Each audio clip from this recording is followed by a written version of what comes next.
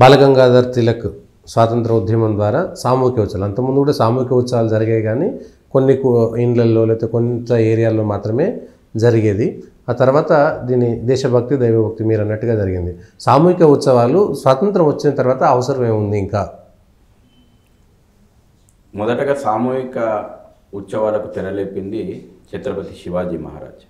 తిలక్ గారి కంటే ముందు పూణే నగరం లోపల కాస్పా గణపతిని ప్రతిష్టాపన చేసి మావలీలైనటువంటి ఒక గిరిజన తెగ ప్రజలను చేరదీసి ఒక సైన్యాన్ని నిర్మాణం చేసిండు. ఓకే. గణపతి నాయకత్వం లోపల హిందూ సమాజం సంఘటితమై పోరాడాలి, ఈ దేశాన్ని గుప్పెడు మంది ఎక్కడి నుంచో విదేశాల నుంచి వచ్చినటువంటి జిహాదీ శక్తులు ఈ దేశం మీద సంస్కృతి మీద దాడి చేస్తూ, ఇక్కడ దేవాలయాలను ధ్వంసం చేస్తూ, ఇక్కడటువంటి సాంస్కృతిక కేంద్రాలను ధ్వంసం చేస్తూ, ఇక్కడటువంటి ప్రజల మాన ప్రాణాలపైన దాడులు చేస్తుంటే, ఇక్కడ రక్తం ఏర్లై పారిస్తుంటే స్పందించినటువంటి ఒక తల్లి ఆదేశం ఇన్నటువంటి ఒక హృదయం ఛత్రపతి శివాజీ కాస్పా గణపతిని ప్రతిష్టాపన చేసి సామూహికమైనటువంటి గణపతి ఉత్సవాల ద్వారా దేశభక్తిని దైవభక్తిని నిర్మాణం చేస్తూ ప్రజల లోపల ఈ దేశాన్ని ధర్మాన్ని కాపాడుకోవాల్సినటువంటి ఒక ఆవశ్యకతను తట్టి లేపుతూ ఈ యొక్క ఉత్సవాలను నిర్వహించినటువంటి చరిత్ర శివాజీ మహారాజ్ నుంచి. అనంతకాలం పేష్వాలు కూడా ఆ యొక్క పరంపరను కొనసాగించారు. స్వాతంత్రోద్యమంలో కూడా తిలక్ మహనీయుడు, వారు అందించినటువంటి స్ఫూర్తి సమాజం లోపల పిడికెడు మంది వాడు ఎక్కడి నుంచి వచ్చి దేశాన్ని ఏ విధంగా ఏలగలుగుతున్నాడు, వాని గొప్పతనం కాదు, మన సమాజంలో ఉన్నటువంటి అనైక్యత దానికి కారణం. వాని విజయం కాదు, మన సమాజం ఉన్న అనైక్యత వాని విజయంగా మారుతుంది. కాబట్టి ఈ సమాజాన్ని సంఘటితం చేయాలంటే మళ్ళీ గణపతి కనబడ్డాడు. ఆ గణపతి నాయకత్వం లోపలనే మళ్ళీ ముంబై పూణే నగరం లోపల ఒక పక్కన తిలక్ మహాశయుడు మహారాష్ట్ర ప్రాంతం లోపల సామూహికమైనటువంటి గణపతి ఉత్సవాలకు పిలుపునిస్తే, బిపిన్ చంద్రపాల్ బెంగాల్ ప్రాంతంలో సామూహికమైనటువంటి దుర్గా నవరాత్రి ఉత్సవాలకు పిలుపునియడం, లాలా లజపత్ రాయ్ పంజాబ్ ప్రాంతం లోపల ఈ రకంగా దేశవ్యాప్తంగా ఒక దైవభక్తి దేశభక్తి మిళితమైనటువంటి ఒక పోరాటం సువర్ణ అక్షరాలతోటి మనం లిఖించుకోవాలి. గణపతి మండపము దుర్గామాత మండపం అంటే కేవలం ఇక్కడ జరుగుతున్నటువంటి పూజలే ఆరాధనే కాదు, స్వాతంత్ర వీరులను తయారు చేసినటువంటి ఒక కర్మాగారాలుగా ఇవి ఉపయోగపడ్డాయి. విప్లవ వీరులందరూ కూడా శాస్త్రము శస్త్రము నేర్పింది.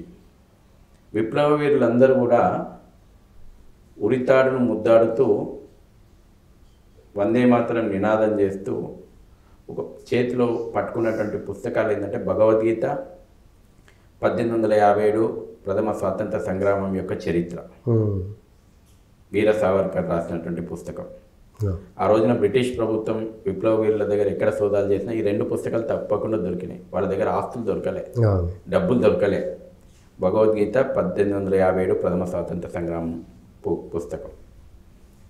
ఆ రకంగా అయినటువంటి ఒక ప్రేరణను ఈ సామూహిక ఉత్సవాలు చేసినాయి.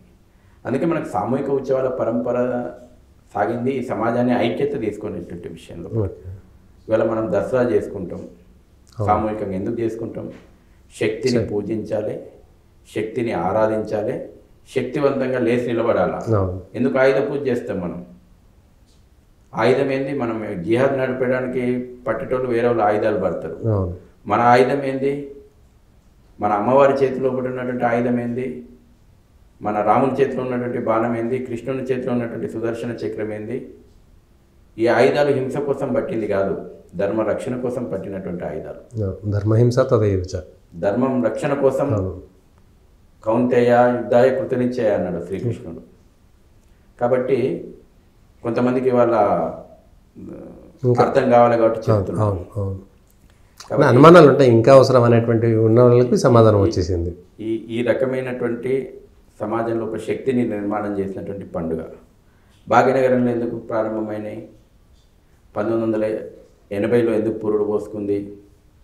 బోనాల ఉత్సవాల మీద 79 లోపల దాడి జరిగితే, ఆంక్షలు పెడితే పాత పట్టణం లోపల ఎక్కడిదక్కడ హిందువుల ఉత్సవాలపైన దాడులు, కర్ఫ్యూలు, హిందువుల యొక్క ఆస్తులు ధ్వంసం చేయడం, యథేచ్ఛగా రజాకార్ ఎజెండా అమలవుతుంటే ఆనాడు ఉన్నటువంటి పెద్దలు ఇదే ఛత్రపతి శివాజీ స్ఫూర్తిని, ఇదే బాలగంగాధర్ తిలక్ స్ఫూర్తిని అందిపుచ్చుకొని భాగ్యనగర్ గణేష్ ఉత్సవంకి పురుడు పోసారు.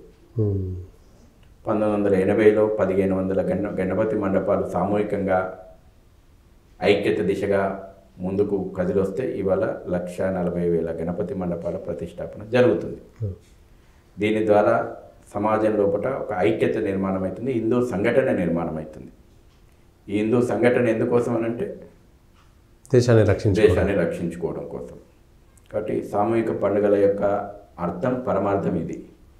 ఇందులో అందుకే నేను మొదటి నుంచి కూడా చెప్పిన, మనం జరుగుతున్న ఏర్పాట్లు, ఉత్సవాల తీరు ఇది ఒక పార్ట్. దీని నుంచి